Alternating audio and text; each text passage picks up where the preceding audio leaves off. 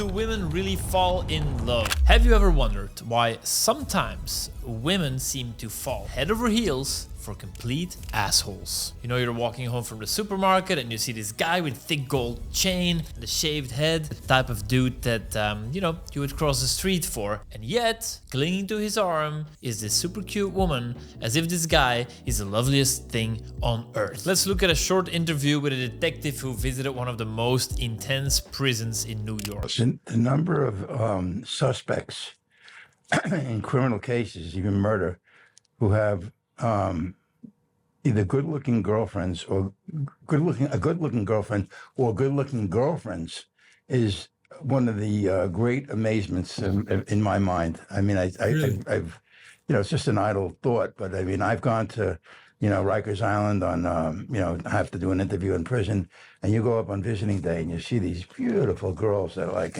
18, 22 years old, wheeling a baby carriage, one after another. One's more better looking than the next.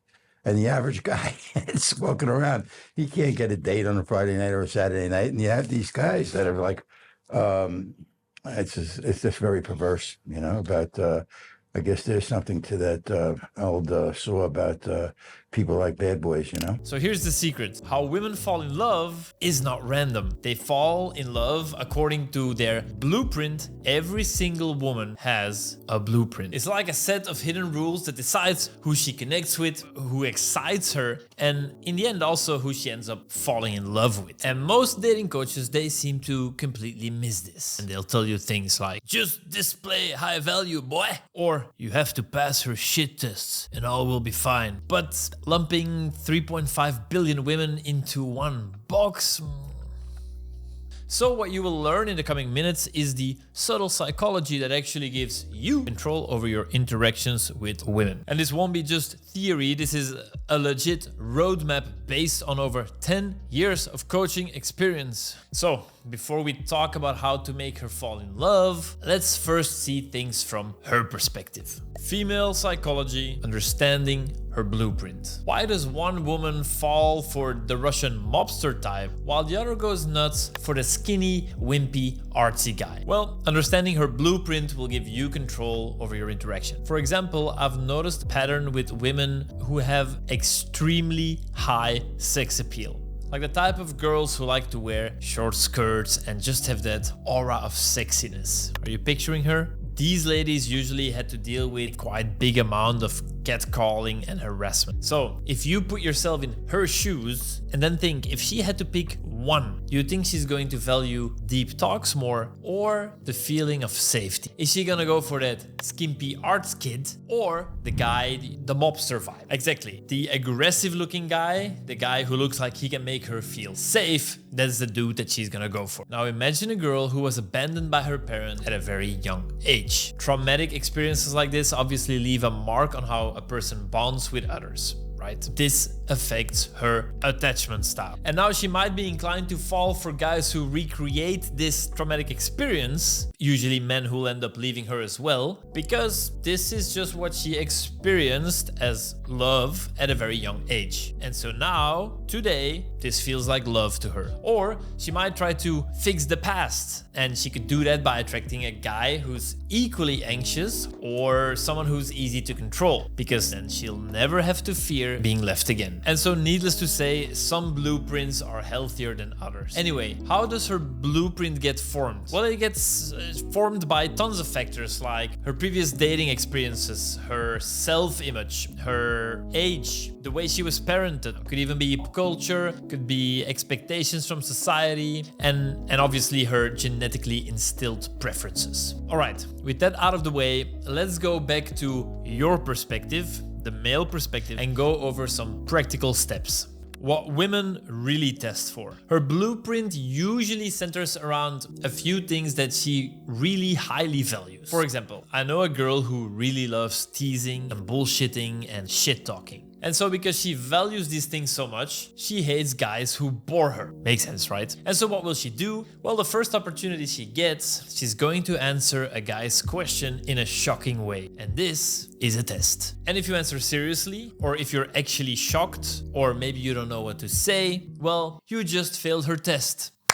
Good game, well played, no read. But on the other hand, if you're capable of going along with the joke, then you'll earn some respect because now you and her share the same value, fun. And so many girls will test you on their core values early on in a conversation. And if you can start noticing these values, then you can connect with her better according to her blueprint.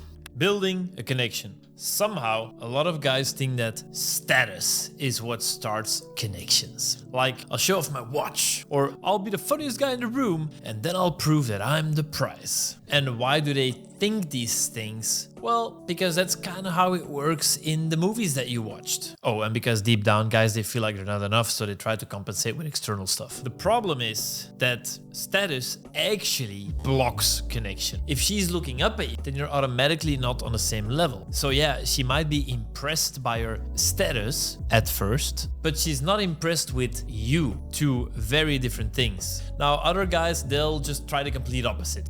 Just let her talk, bro. Cool, but what does that really do? Now you're basically a podcast host, and that's not really connection either. Although it might feel like it to her because mirroring is a damn powerful thing. But real connection happens when you go first. If you drop your guard a little bit, not some of that trauma dumping overshare, just stop performing for a second. That is when she feels safe, and that is when she can drop her guard too. So if you want to have better game, sure, show a little bit of status, get her curious, but then I want you to switch gears and show some realness. For example, a friend of mine used to be a massive junkie, and his life was just one big shit show. He was always just looking for the next high. Now, when he shares a little bit of rough past with his dates, then she gets to know a deeper part of him. And when she gets to know a deeper part of him, she feels like she can open a bit more as well. And something like that builds way more connection than your Rolex. Step 4, giving her space to invest. Oh, I love this one. Let's do a little psychological experiment. Imagine you're walking on the beach and you notice a sandcastle. And as you notice it, there's some kid walking up and it starts kicking and starts pounding the fucking sandcastle. How does that make you feel? Well, most likely you think it's kind of rude, but you'll shrug.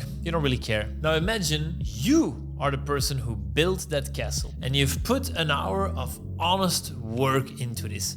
Same beach, same castle, same situation, different context. Why did you not give as much of a shit when the kid destroyed the first castle, but in the second scenario, you'd love to slap the motherfucker? Because only one of these two sandcastles has you invested. We care because we invest. And in order for your matches, for your dates, for your crush, for your girlfriend to invest in you, you mostly need to let one thing happen. You need to allow it. But most men are so busy trying to impress and trying to show value that the girl literally has no space to chase. Does that make sense? Step number 5, a script to make her fall in love. All right, let's assume you've had a date or two. This is how you make her fall in love. Ask her the following questions. Yeah, I know it's a bit of a cheesy question, but do you know your love language? And then once she gives you an answer, ask a little bit deeper. For example, if her love language is acts of service, then ask for examples from her life. Like, was she ever jealous of a friend's boyfriend who did something special? Or maybe her parents do this acts of service thing in a particular way. Does she have an unfulfilled date ID? Then a bit later in the date, you ask her,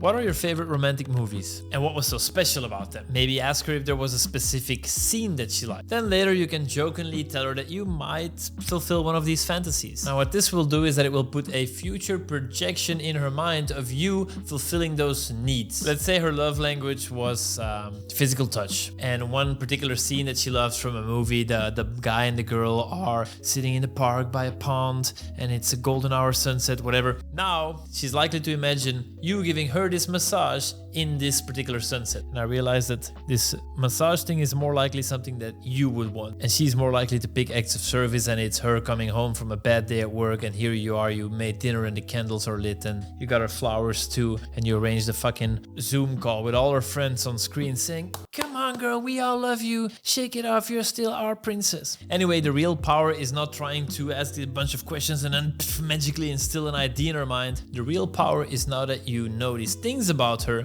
and you can act upon this knowledge, fulfilling her needs. And what if she doesn't fall for you? Here's the truth. Oftentimes she just won't. She won't fall for you. And that's not because you're a worthless piece of shit, but more likely because you already fumbled earlier steps in this dating process. Maybe you failed the character test. Maybe you avoided real connection. Maybe you avoided real connection and you're one of these guys that constantly stays on the surface level. Maybe you failed to understand her blueprint. But honestly, the real issue isn't that one specific woman that you've now imagined. It's just that you don't feel confident that you can meet other women you genuinely like. Because if you genuinely believe this, then messing it up with your current crush wouldn't matter as much. You would know, okay, this one didn't work out, and that's alright, because the next one might. Having a mindset of abundance is not about having 7 dates lined up, it's about knowing that you can approach and attract new opportunities whenever you want, wherever you want. And when you stop treating that one woman as the only chance, ironically, that's when women will feel most attracted to you. And that's what the students in my program notice. They grow as a person, they become more abundant, and consequently, they'll have more dates. Now, you might just be one Zoom call away from changing your dating life. Obviously, this is a process of focus and community and accountability. But all of these things are things that we provide in our programs. Take action now, change your life forever. Check the link in the description or go here.